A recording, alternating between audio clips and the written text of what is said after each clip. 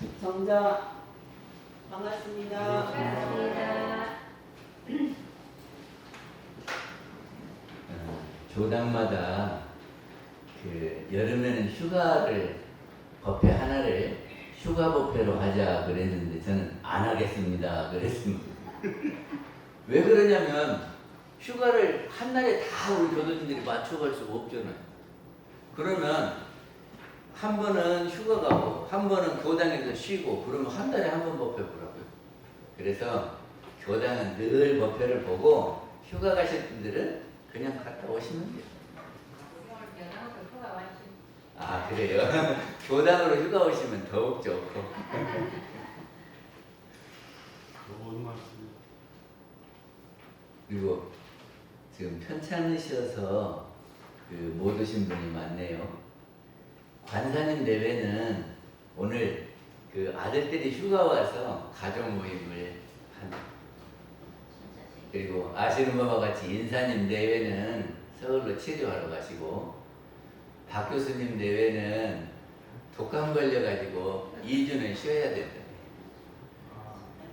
저승정 대회는 왔습니다. 네. 그리고 양타원님도 편찮으신 것 같으네요. 하수표님도 한 번도 결석 안 하셨는데 오늘 편찮으시다고 하시고. 하여튼 오늘 휴가도 있고 편찮으신 분도 많고. 그런데 오늘 참 반갑네요. 통영에서 여기까지 법회하고 보러 오셨어.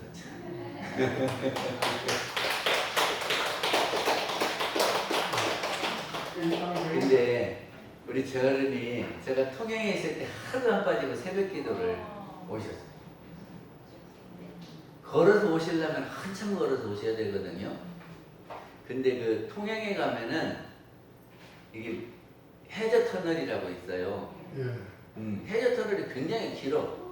근데 새벽에 그 껌껌한 데를 걸어서 교당까지 오셔서 새벽 기도를 쭉 하셨어요. 해저 터널이 해저 터널 설명을 좀 할까요? 일본 사람들이 우리 와가지고 통영에 있으면 앞에 미륵도 미수동이라고 하는 동네가 있는데 거기를 이렇게 많이 다녀요. 근데 옛날에는 어쩌냐면은 이 바다가 멀지 않으니까 다리를 놓아서 건넜어요. 다리를 놓아서. 근데 이제 처음에는 나무 다리를 놓았는데 잘 부셔지니까 부자 한 분이 이제 돌다리로 해줬대요. 그래서 그 다리 옆에 가면 지금도 비석이 서 있어요. 예. 그러다가 이제 나중에 그거를 통영대교라고 그래서 이렇게 충무교라고 그래서 다리를 놓아갖고 다니는데 그 충무교 다리를 놓기 전에 여기 이렇게 다녀야 되잖아요. 그런데 해저로 해서 이렇게 통로를 만들었어요. 그 당시 어떻게 만들었다냐. 지금처럼 이렇게 터널을 뚫는 공법도 없는데 그런데 어떻게 했냐면 바다를 양쪽으로 이렇게 막아가지고 거기다가 터널 공사를 하고 뚝을 탔대요. 그래갖고 지금은 이렇게 바다 밑에 터널이 있는 거죠. 동남에서 최초로 만들어진 해저 터널입니다. 네. 그래서 왜 해저 터널을 뚫었다냐 그러니까 그게 섬유- 임진왜란 때 저기 일본 사람들이 이순신한테 엄청나게 죽었어요. 이순신 장군한테. 그래가지고 죽을 것이. 시체가 막 둥둥둥둥 떠들어갖고 어디 바닥에 가라앉았는지 모른대요. 그런데 이게 다리를 이렇게 지나가면 그 밑에 선조들이 누워있는데 그 위를 지나가면 안 되잖아요. 그래서 해저 터널을 뚫었다. 그런 이야기가 있어요. 근데 실은 그게 아니고 저기를 그 통영과 미륵도 사이에 이쪽으로 이렇게 가면은 부산에서 저쪽에서 갈 때 빠져나갈 때 쉬워요. 훨씬 가까워. 그래서 거기다가 운하를 만들었습니다. 통영 운하. 그러니까 운하를 만들려니까 바다 사이가 넓어지잖아요. 그러니까 옛날 방식으로 돌다리를 놓는다든지 나무다리를 놓아가지고는 안 돼요. 그러니까는 그 바다에 다리 놓는 기술이 없으니까 밑으로 해저 터널을 뚫었죠. 그래서 이제 다리 기술이 발전하니까 이제 배도 다니고 이렇게 할 수 있도록 이렇게 다리를 놓았습니다. 한번 가시면 그 통영에 해저터널 가보시면 좋아요. 근데 해저터널이라고 하니까 사람들이 바닷속에 들어가면 바다가 환히 보이는 줄 아는데 그렇지는 않고 그냥 터널이에요. 바다 밑으로 있는 터널. 그래서 한 번씩 가보시기를 바랍니다. 그리고 거기를 거기는 그 통영 문화를 통영 사람들은 판대 그럽니다. 판대가 뭐냐면 땅 판대. 그래가지고 통영은 또 매운 데가 많아요. 맨대. 그래서 통영에 평평한 데는 맨대고요. 이렇게 운항하려고 판대는 판대예요. 그런 게 저기 우리나라에는 태권도라고 하는 무술이 있습니다. 그렇죠? 그거를 법률로 우리나라 국기다, 우리나라의 무술이다라고 정했어요. 그래서 군인 가면은 태권도를 다 가르칩니다. 그리고 1988년도에 서울 올림픽이 있었잖아요. 그때 올림픽 정식 종목으로 채택을 했어요. 그래서 우리가 태권도에서 금메달을 좀 많이 땄지요. 근데 그 태권도에 보면은 그 중간중간에 승급 심사를 해요. 한 달 하면 승급 심사 보고, 두 달, 세 달 하면 또 보고, 이렇게 해서 그러면 승급 심사 보려면 돈도 냅니다. 심사비를 내야 돼요. 그래가지고 심사에 합격하면은 급증을 주거든요. 그리고 이게 승급이 되면은 뭐가 달라지냐 그러면 이 띠가 달라져요. 이게 처음에 올 때는 이제 배우로 처음에 오면은 흰 띠를 주거든요. 도복 입고 흰 띠를 이렇게 감아. 그러다가 한 달쯤 지나면 승급 심사를 하고 합격하면 8급이 되거든요. 8급이 되면 노란 띠를 차게 해요. 그러니까 이제 이렇게 노란 띠를 차다가 저기가 되면은 7급이 되고 6급이 되고 5급이 되잖아요. 그럼 5급부터는 파란 띠를 줘요. 그리고 띠가 바뀌어. 그리고 파란 띠를 띠고 이제 또 이렇게 하다가 2급이 되잖아요. 그러면 빨간 띠를 줘요. 그래가지고 여기다 빨간 띠를 메고 태권도를 배운단 말이죠. 그러다가 승단 심사를 봅니다. 그래가지고 단이 되면은 검은 띠를 줘요.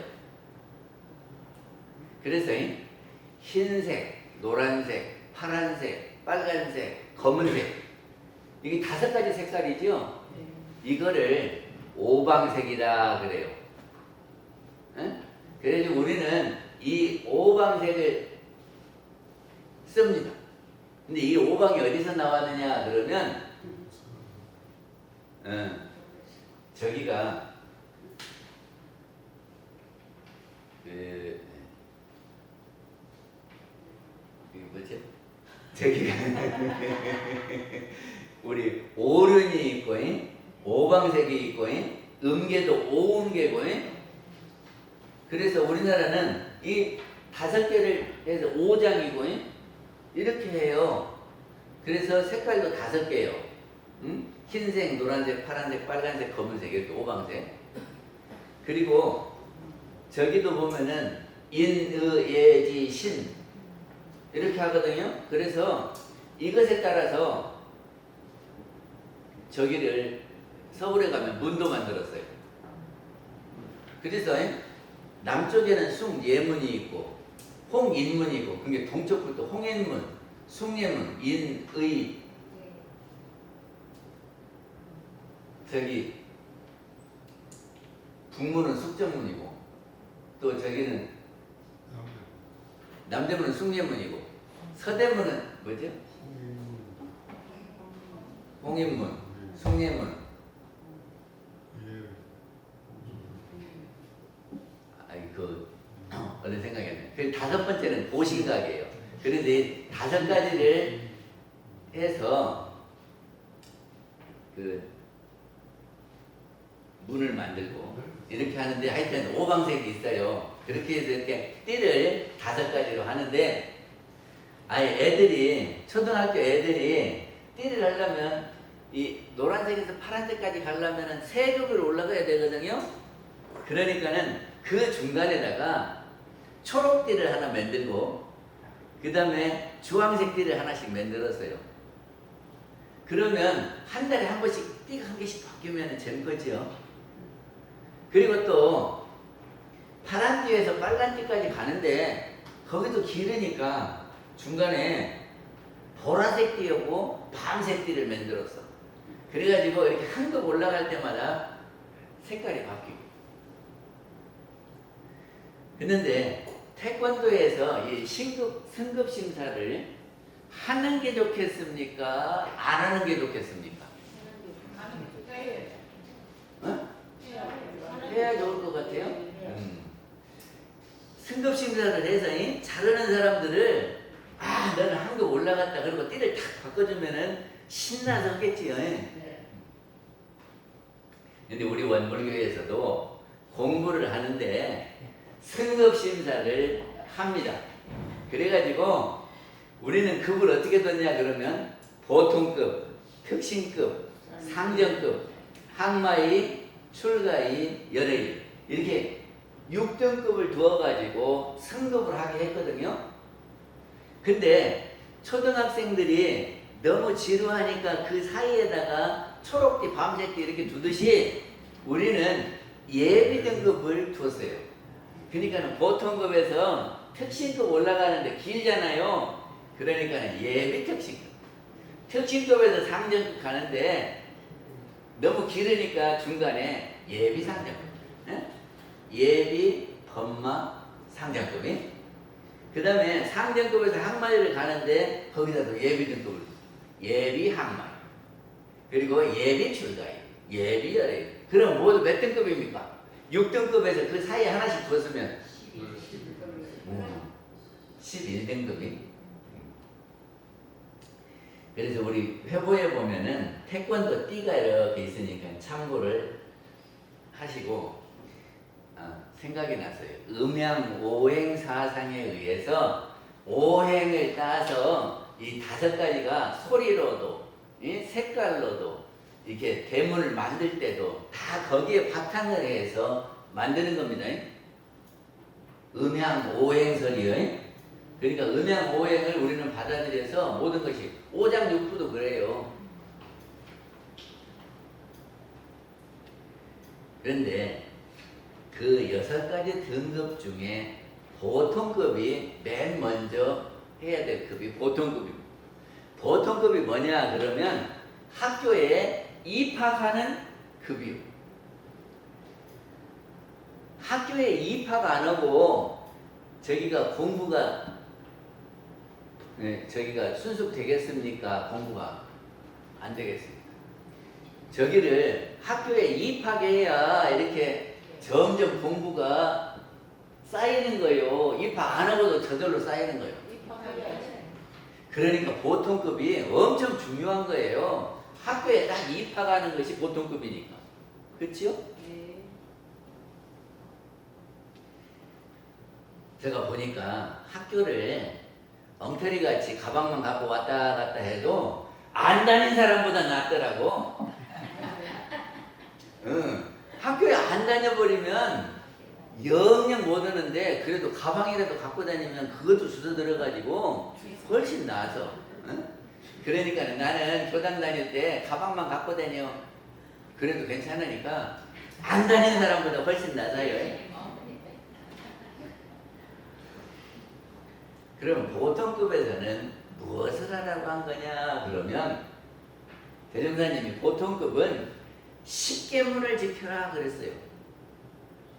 입학하면은 맨 먼저 해야 될 것이 10가지 계문을 지켜라. 그러니까 다른 공부보다도 이 10가지 계문 지키는 것이 초보자가 처음 들어와서 이입하게 할 것이다. 이렇게 하셨거든요. 그래서 보통급에서는 다른 걸 아무것도 안 시키고 10계문을 지켜라. 그런 말이죠. 그래서 제가 10계문을 가만히 봤어. 그랬더니 처음에 무엇이 있냐면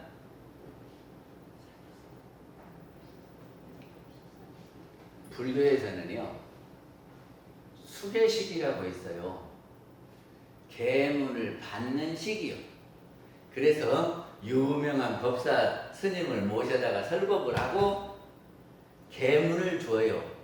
근데 계문 줄 때 어떻게 하냐면 팔을 이렇게 걷게 하고 향이 있지, 향을 여기다가 이렇게 올려놔. 그리고 여기다 불을 붙여요. 이렇게 하고 향불이 이렇게 타들어가면 나중에 어떻게 되겠습니까? 여기다가 향을 꽂고 향이 이렇게 점점 타들어가면 어떻게 되냐고요? 그러면 여기 살 위에 불 붙은 향이 있겠죠? 여기 이렇게 있으면 어쩔까? 아, 뜨거라 이렇게 할 거 아니요. 그렇죠? 네, 그런 사람은 개를 안 줘. 그리고 이놈을 그냥 끝까지 참어. 그러면 여가 익어요. 그래갖고 흉터가 생겨. 어? 그렇게 수계식을 했어. 그러니까는 계문 하나를 지킬 때마다 이 살이 익어가는 고통을 참는 그런 마음으로 계문 하나씩을 지켜라 그랬거든요. 우리도 수계식을 해야 되는데 그냥 법명집 딱 주고 쉽게 지켜하고 말하니까 계문이 있는지 없는지도 잘 모르지요. 합시다.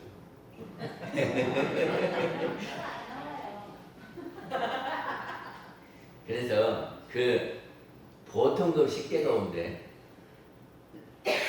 첫째가 뭐냐 그러면 연고 없이 살생을 하지 말며.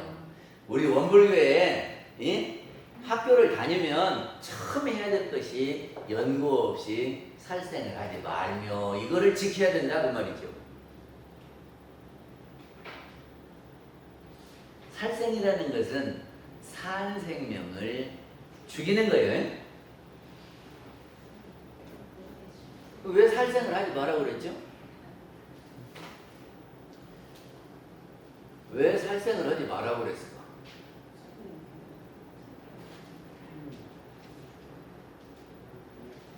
오늘 잘 되다 보니 신영 씨도 지금 오늘 가족들하고 휴가 간대요.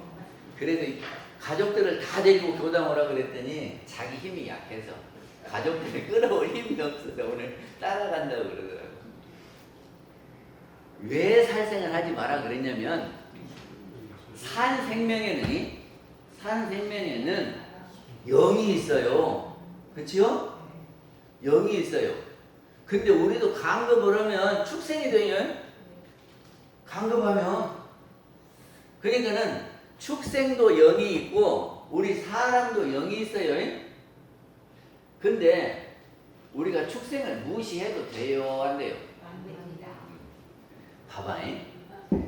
1등짜리가 있고 50등짜리가 있잖아요. 요새는 학교가 20몇 명밖에 안 된대요. 그러니까 20명 있다고 치고 1등하고 20등이 있으면 1등이 20등 무시하면 돼요? 안 돼요? 안 돼요. 왜 안 돼요? 공부를 못하니까 무시하지.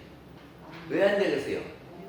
자기도 공부를 안 하면 20등 될 수 있고 20등짜리도 공부를 하면 1등 된다고. 그러니까는 지금 제가 조금 앞섰다고 뒷사람들을 무시하면 안 된다고 말이죠. 그런 거를 뭐라고 하냐 그러면 50보 100보 그러거든. 저기가 50보 100보가 위나라 해왕이 공자님을 만나가지고 이렇게 물어요. 우리나라 백성이 점차 줄어요. 어찌 그런가 모르겠어요. 하고 공자님한테 그럽니다. 그래서 나는 어려움을 예를 들어서 가뭄이 들면은 이쪽 곡식 갖다가 이쪽 구제하고 이쪽이 또 어려워지면 이쪽 곡식 갖다가 이쪽도 되고 그래서 내가 사람들을 돌보기를 아주 열심히 하는데 왜 우리 백성들이 적습니까? 다 도망가고 적습니까? 그러니까 공자가 이런 말을 해요. 전쟁을 나갔는데, 예? 전쟁을 하다가 무서워서 한 놈이 도망갔대요. 예? 그래가지고 100보를 도망갔어. 근데 그 다음 사람이 자기도 무서워서 50보를 도망갔대요. 그래서 50보 도망간 놈이 100보 도망간 놈 보고 저놈은 전쟁이 두려워서 무서워갖고 도망간 놈이라고 그렇게 흉봤다네. 그러면 50보 도망간 놈은 괜찮고 100보 도망간 놈만 나쁜 놈입니까? 그래요 안 그래요? 도망간 것은 똑같지 뭐 50보가나 100보가나 그래서 50보 100보다. 근데 다른 나라는 전쟁하면은 전쟁을 피해서 도망가지요. 우크라이나가 러시아하고 이렇게 하니까는 저 폴란드로 이 유럽으로 많이 나갔대요. 그리고 러시아 사람도요 군인을 뽑으니까 그 안 가려고 막 이렇게 다른 나라로 갔다네요. 그러면 인구가 쭉 했죠. 이게 위나라 해왕은 전쟁을 좋아해갖고 맨날 전쟁 준비만 하니까 그 나라 백성들이 다른 나라로 다 빠져나가서 인구가 줄었대요. 그러니까는 전쟁하는 놈이나 전쟁 준비를 하고 있는 놈이나 55배보다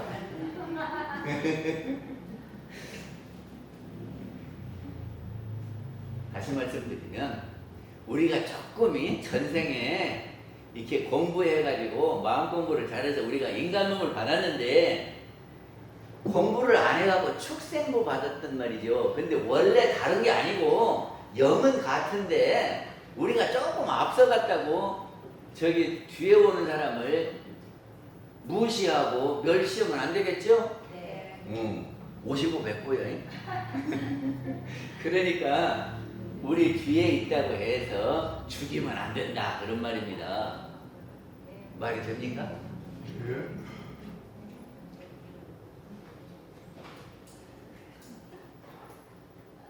그리고 남을 죽이면 악한 마음이 여기서 커져요. 네? 그래서 악한 사람이 되면 다음 생에 간급하는 거예요. 그러니까는 산 생명을 죽이지 마라. 근데 산 생명을 안 죽이는 것이 연꽃이 살생을 말는데 진짜 그거를 잘 지키는 것은 뭐냐 그러면 죽을 목숨을 살려주는 것이 진짜 연꽃이 살생을 말매를 잘 지키는 거다. 이게 안 죽이는 것도 연고 없이 살생을 말매지만 죽을 목숨 살려주는 것은 그거를 더 잘 지키는 거다. 아시겠어요? 이게 나는 파리도 안 죽인다. 그러는 분은 연고 없이 살생을 안 하지 말매를 잘 지키는 분인데 그거보다 더 잘 지키는 사람은 죽을 목숨을 살려주는 겁니다.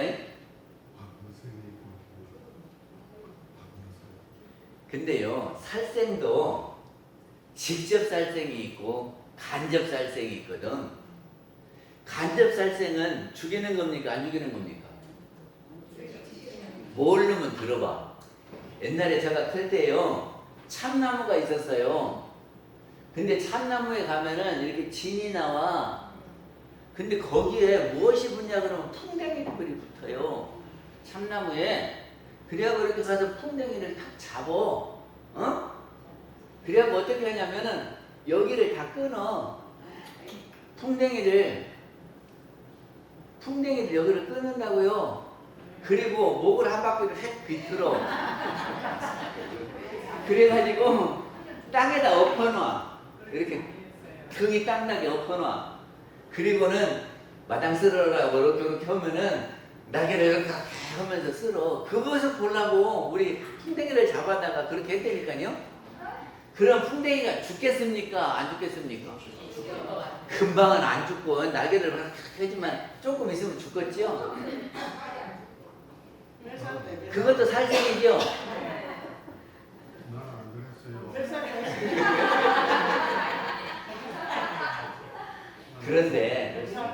그런데 속상하게 하면, 옆에 사람을 속상하게 하면 빨리 죽는데요. 그 이치 알아요? 아니, 말 한마디라도 속상하게 하면 소화가 안 되고, 그리고 빨리 죽는데요. 그러면 옆에 사람을 속상하게 하는 것은 간접살생.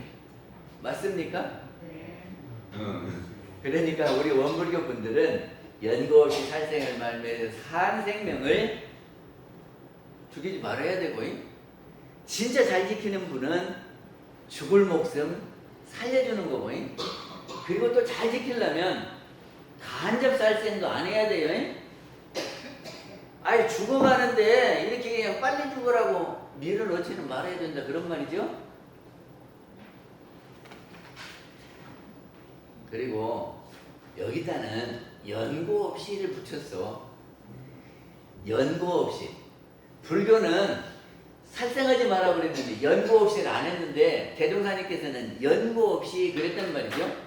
연고 없이가 뭔 말입니까?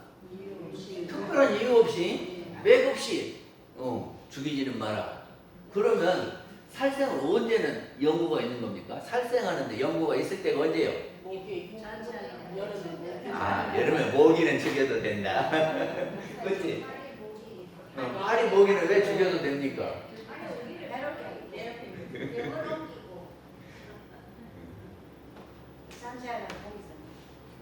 살생에다는 연고를 붙여야 될 것 같아요. 왜 연고를 붙여야 되냐 그러면, 농사를 짓는데 요새 과일나무에 농약을 안 하면 과일을 먹들 못한대요.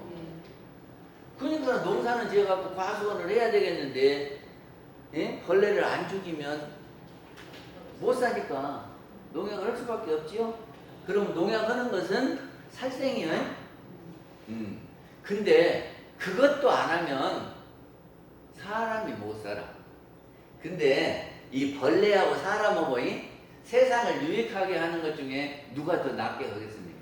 사람이 더 낫게 해요? 벌레가 더 많이 해요? 그래서 더 큰 거를 위해서 작은 것은 좀 유보하는 거예요. 근데 그거를 먹고 잘못을 더하면은 그거는 이제 안 죽여야지. 그래서 연고는 그때 붙이는 거다. 우리 성사님이 뭐라고 하셨냐면 전쟁터 이야기를 하셨어요. 저기 휴전선에 가면요, 보초가 이렇게 지키고 있어요. 그래 저기서 간첩이 넘어오면은 총을 쏘아야 되겠습니까? 안 쏘아야 되겠습니까? 총을 쏘면 죽어요, 안 죽어요? 죽지. 그건 살생을 하는 거죠. 아니, 만약에 간첩이 나타났는데 가만히 있으면 자기가 총 맞아 죽어. 그리고 또 안 죽었더라도 간첩을 안 잡았다고 처벌받아요. 근데 그때는 연고에 있는 살생이다, 그런 말이죠. 아니, 살생 하나만 지키려도 힘드네. 그치요? 그런데 우리 원불교에 입학하신 분들은 연고 없이 살생을 말미를 지켜야 된다, 그런 말입니다. 그러니까 현정님, 신랑 속상하게 해야 되겠어, 안 해야 되겠어? 신랑 속상하게 하면 간접살생이요. 그치요? 그래서 원불교에 입학하신 분들은 옆에 사람들을 속상하게 안 해야 된다, 그런 말입니다. 두 번째는 도둑질을 하지 말면 해요. 우리가 소중하게 생각하는 거를 잃어버리면 어쩌지요? 아니, 제가 옛날에 중학교를 다니는데 5km를 걸어 다녔어요. 5km를 걸어 다녔어. 그러면 새벽같이 밥 먹고 5km를 걸어가야 돼요. 5km 걸어가면은 애기들이 걸어가면 1시간 반은 걸어야 돼요. 그러면 아이 봄 가을에는 좋지만 여름에는 5km 걸으려면 어찌요? 땀 빽빽 나고 그냥 가면 학교 가면 졸려. 그러겠지요? 그래갖고 이제 그것만 가면 좋은데 또 끝나고 또 5km를 걸어와야 되지요. 그래갖고 늘 부러워하는 것이 뭐냐면 자전거 탄 사람을 그렇게 부러워했어. 자전거를 샥 타고 가면은 빨리도 가고 시원하고 이야 나도 자전거 하나 있으면 좋겠다 그랬는데 저희 형님이 ROTC를 했어. 그래가지고 가서 월급을 받는데요. 그러니까 내가 자전거 갖고 싶다니까 하나를 사줬거든. 물론 그거 중고 자전거 같아요. 하여튼 그래도 자전거가 생기니까 얼마나 좋은지 몰라요. 그리고 막 쌩쌩 달리고 타고 갔는데 어느 날 그 저기 3층 빌딩 있는데 3층에 볼 일이 있어서 밑에다가 자전거를 받쳐놓고 3층 가서 일 보고 왔더니 그 자전거에다 걸어놓은 가방은 그대로 밑에다 놓고는 자전거만 없어졌네. 얼마나 속상하던지. 그래가지고 자전거만 보면 다 내 것 같죠.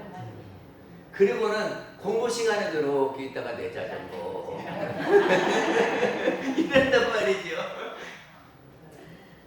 남을 그렇게만 좀 쓰겠어요.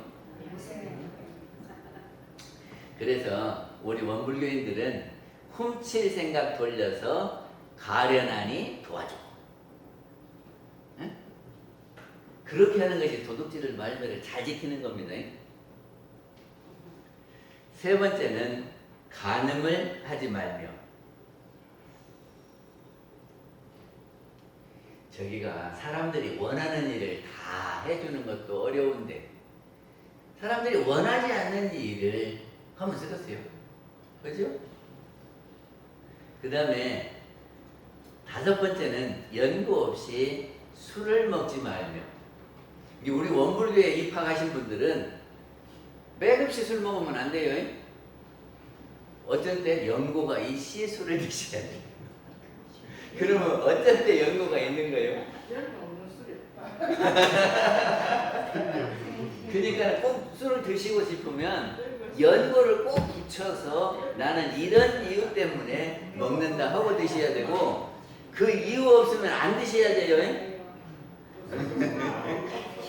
이유도 없는데 드시면 계문을 어기는 거예요.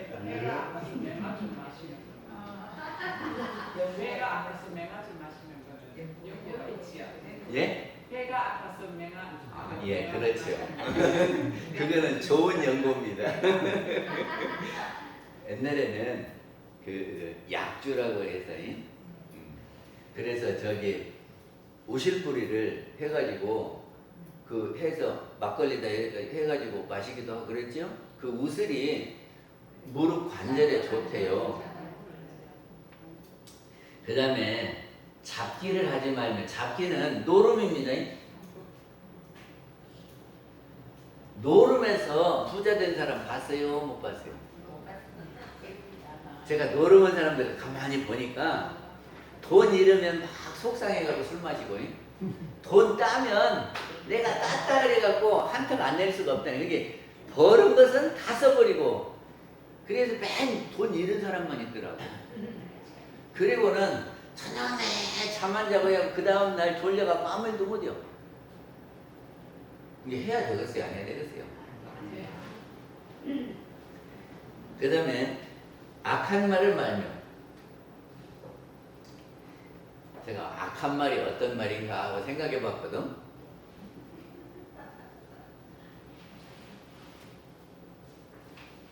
저기가 잘못된 일이 있을 때 남 탓하는 말이 안 좋은 말이야.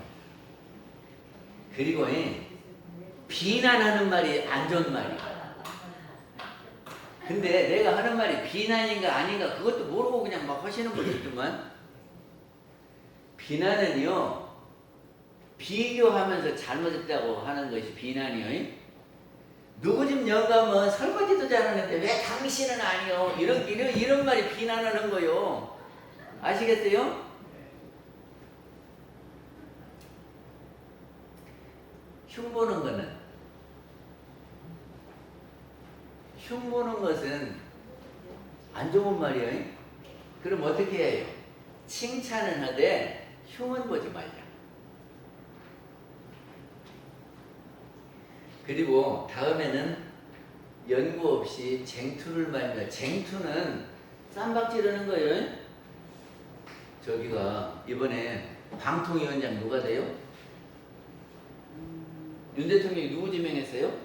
이동관. 이동관 씨를 지명했는데 아들이 하나고 다니면서 학폭했대네.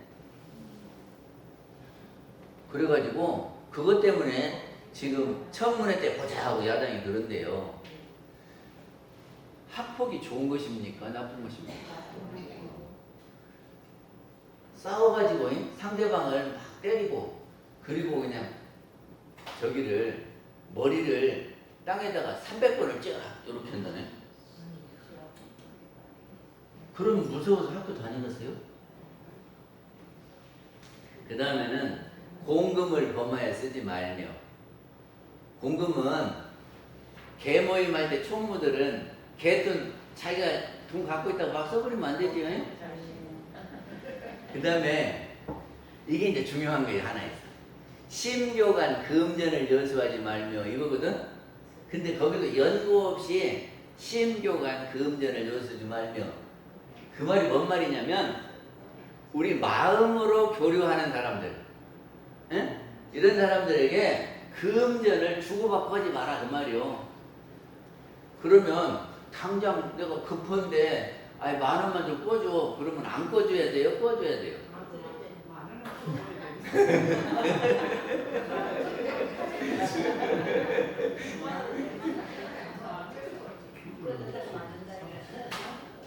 저기를 금전을 여수하지 말면 하려면 주고받고 하지 마라 그 말이에요. 그러면 물건 팔고 사고도 하지 마라 그 말인가? 그럼 지금 내가 급해갖고 10,000원만 빌려줘 할 때도 안 빌려주란 말인가? 빌려줘야 됩니까? 그러면 금전 여수하지 말란 말은 무슨 말이요? 안 받아도 된다는 생각이 있을 거예요. 그래요? 제가 신천교당 부교물을 살고 있는데 교당 바로 옆에 집이 옛날에 원불교를 잘 다녔대요. 근데 안 나와. 그래서 이 양반이 왜 다니다가 안 다닌다냐 그러니까 그 양반이 뭐라고 하냐면 원불교가 믿을 것이 못 된대요. 그래도 왜 그래요? 그랬더니 아이고 같이 교당 다닌다고 누구를 돈을 빌려줬더니 안 갚는데요. 그래서 원불교 사람들도 신용도 안 지키고 돈 빌려가고 띄어먹는 사람들이 있다고. 나 그런데 안 다닌다고 그런다네. 그래서 대종사님이 돈 빌려주라 그랬지요. 네, 그랬고 대종사님이 돈 빌려주고 이자 받고 그러라 그랬어요? 하지 마라 그랬어요? 대종사님 하지 말란 일을 해놓고는 원불교 탓만 한다니까. 그래서 돈을 빌려주면은, 받으려고 빌려주면은 빌려주는 그 순간부터 저 사람이 갚을까 안 갚을까, 왜 나한테 돈을 빌려갔을까, 그리고 내가 알고 저 사람이 어떻게 하는가를 보고 있어. 그래갖고 저 사람이 도망갈 사람은 아니고 이렇게 본다는 말이지. 그럼 의심하게 되죠. 그리고 이 돈은요 자기도 모르게 거짓말을 하게 돼 있어. 돈이 이게 나올 날짜가 딱 있어갖고 딱딱 나오면 좋은데 못 오다가 그것이 안 나와. 그러면 내가 이런 받아서 주려고 그랬는데 못 줘. 그러면 약속을 안 지킨다는 말을 듣게 되잖아요. 그러면 이제 그때부터는 사이가 멀어져. 사이가 멀어져. 그러니까 우리 교도끼리는 돈 주고받고 하지 마라 그 말이에요.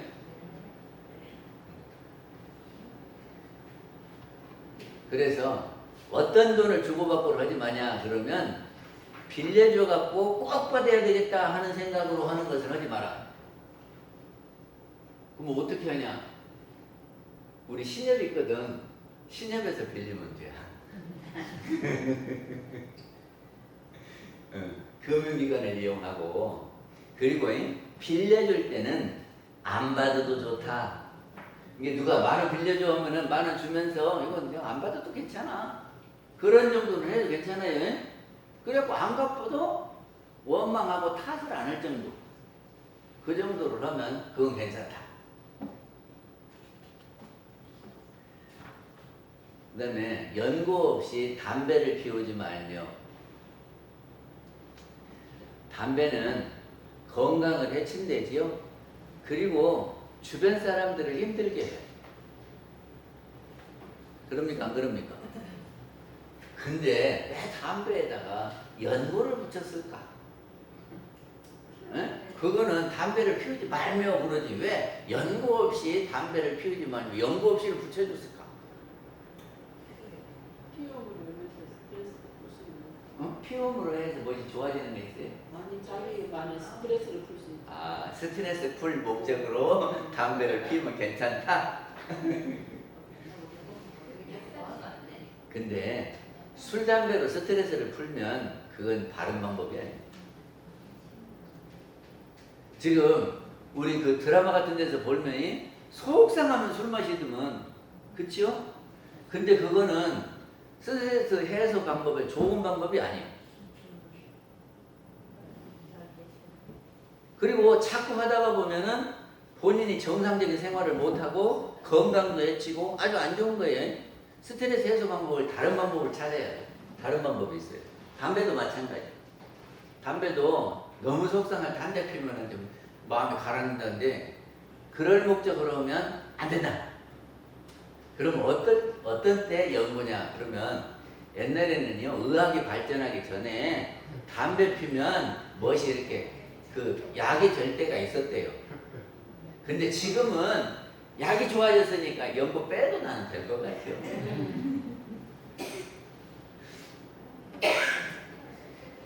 그 다음에 특신급이 있거든요. 특신급에서는 특신급이 되려면 보통급 10개를 다 지키고 그리고 특신급에 또 10개의 계문이 있어요. 그러니까 승급하려면 계문을 지켜야 승급하지 계문 안 지키면 승급을 못한다. 계문이 그렇게 중요하다 그런 말입니다. 지금 제가 너무 오래 하고 있죠? 네. 그래서 저기 처음 우리 원불교에 입학하면은 계문을 잘 지켜야 입학생이다, 원불교 학생이다 그런 말입니다. 네, 마치겠습니다. 수고하셨습니다. 아니, 우리 이강용 선생님 기다리는데 제가 오래 하면 안 되는데 오래. 네. 성가 80장 세상의 매 한 몸이 함께 하시겠습니다.